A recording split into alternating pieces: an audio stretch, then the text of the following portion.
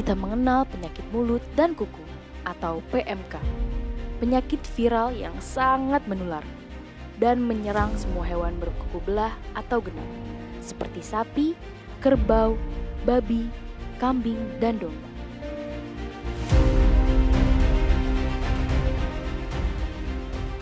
PMK ini disebabkan oleh virus RNA yang masuk dalam genus Aptovirus keluarga Picornaviridae. Virus PMK terdiri dari 7 serotipe, yaitu O, A, C, Southern African Territories atau SAT1, SAT2, dan SAT3, dan Asia 1. PMK pertama kali ditemukan di Indonesia pada tahun 1987.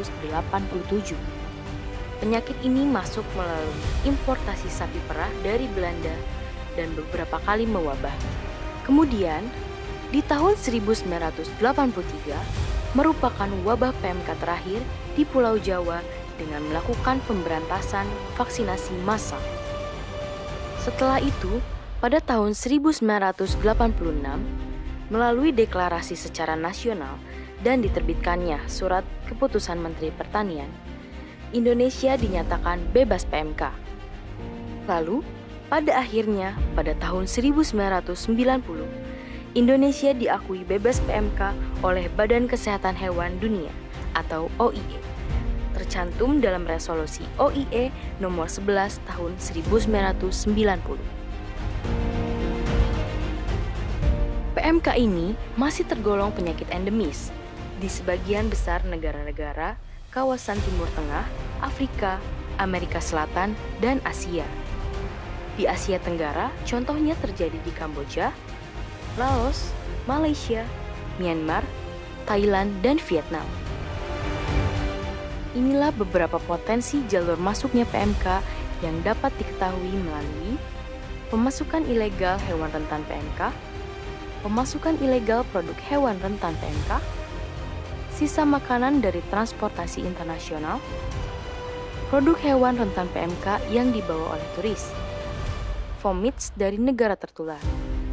Vomits adalah benda atau barang yang terkontaminasi agen penyakit seperti halnya virus PMK. Setelah lebih dari 30 tahun Indonesia dinyatakan bebas PMK, tiba-tiba PMK ditemukan kembali di 4 kabupaten Provinsi Jawa Timur dan 1 kabupaten di Provinsi Aceh.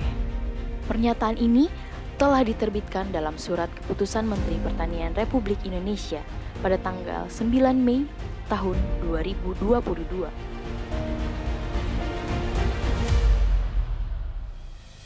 Kejadian wabah ini sangat merugikan para peternak, terutama dalam aspek ekonomi dan lingkungan. Apa sih kerugian yang disebabkan oleh penyakit ini?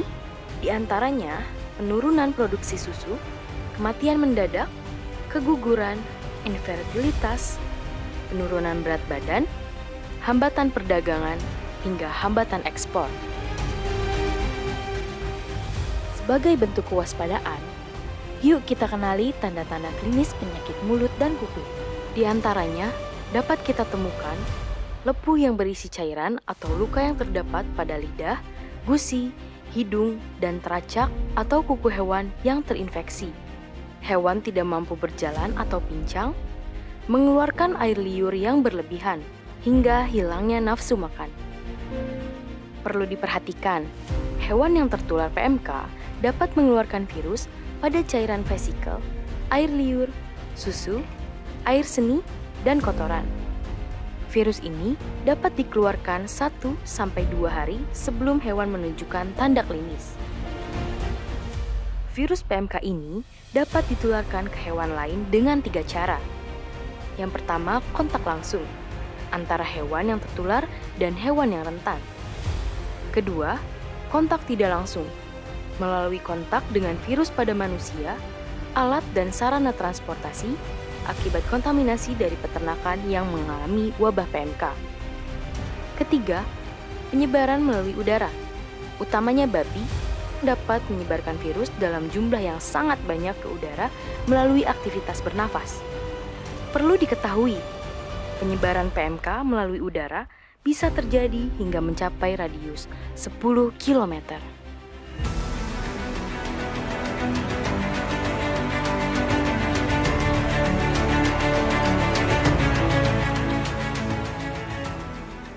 Ada 3 prinsip dasar yang harus dilakukan untuk mengendalikan dan menanggulangi virus PMK, yaitu 1. Mencegah kontak antar hewan peka dan virus PMK. 2. Mencegah infeksi sekunder oleh mikroba lain.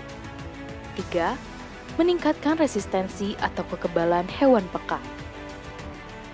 Untuk mengimplementasikan prinsip dasar tersebut, hal-hal yang harus dilakukan diantaranya: 1. Menghentikan penyebaran virus melalui tindakan karantina dan pengawasan atau pembatasan lalu lintas. 2. Menghilangkan sumber infeksi dengan pemusnahan terbatas hewan tertular dan yang terpapar. 3. Menghilangkan virus PMK dengan dekontaminasi kandang, peralatan, kendaraan, dan bahan lainnya yang dapat menularkan penyakit atau disposal bahan yang terkontaminasi. 4. Membentuk kekebalan pada hewan peka dengan vaksinasi. Langkah terakhir untuk menghentikan produksi virus PMK oleh hewan tertular, ada beberapa metode yang bisa kita lakukan. 1. Disposal atau pemusnahan barang-barang yang terkontaminasi. 2. Dekontaminasi, yaitu cuci atau semprot kandang, peralatan, kendaraan, dan bahan-bahan lainnya yang memungkinkan menularkan PMK dengan disinfektan atau deterjen.